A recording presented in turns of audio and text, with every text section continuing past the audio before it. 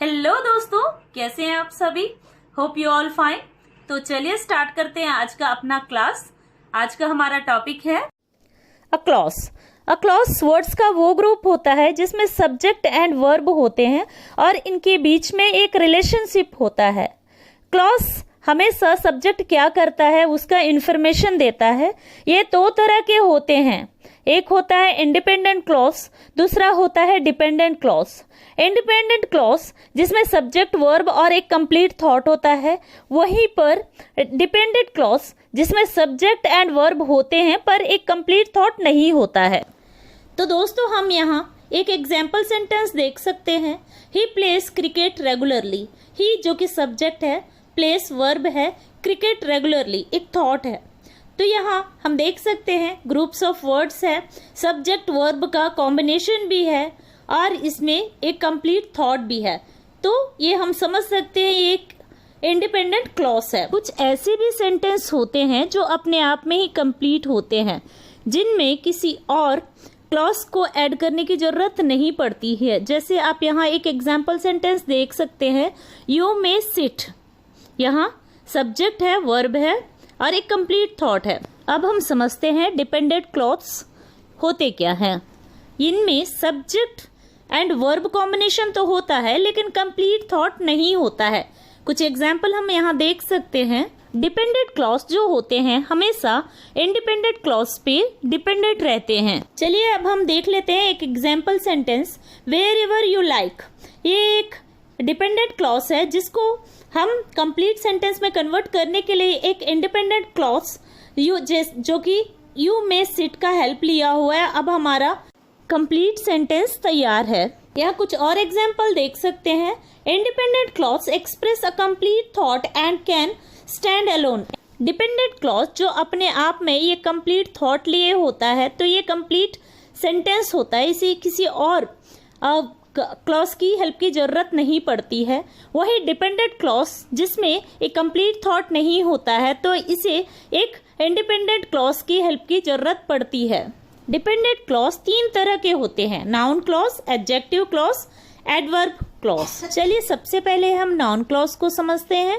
इस क्लॉज में subject and verb noun की तरह एक्ट करेगा।